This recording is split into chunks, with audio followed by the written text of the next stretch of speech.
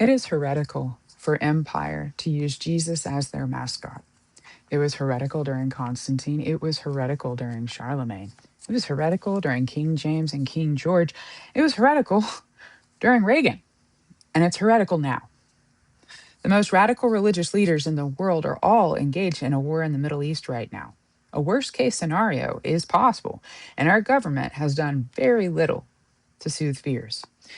In fact, their actions have only heightened them. Our tax dollars are effectively funding a paramilitary force in the homeland and a religious war overseas, while members in our community suffer medical debts, inadequately funded education, and a growing livability crisis.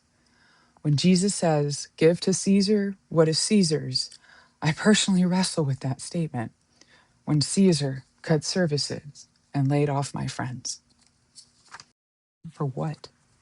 For military commanders to preach the rhetoric of rapture, Armageddon, biblically sanctioned war, without any member of the administration denouncing it? For conservative Christian organizations to run around in the background, promoting a convention of states to convene and ratify the Constitution that would be aligned with their very narrow interpretation of Christianity? I am not keen on the no true Scotsman argument, but whatever Christian they're calling themselves, I do not recognize it. But what I do recognize is the pattern of empire and hierarchy using the story of our sacrificial lamb for their bidding.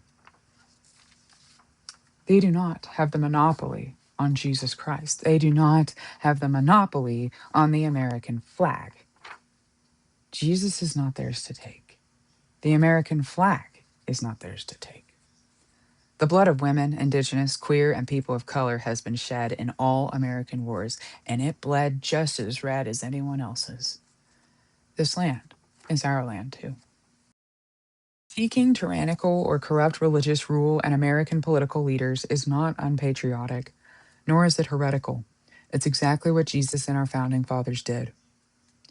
The future is dark, dark like both the afternoon of Jesus on the cross and in the tomb.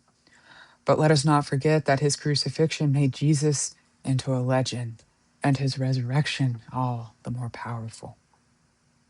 Listen to your gut and know your allies. The truth will always be resurrected. The darkness will always be overcome. The light of truth, the hope of Jesus, is eternal. Amen.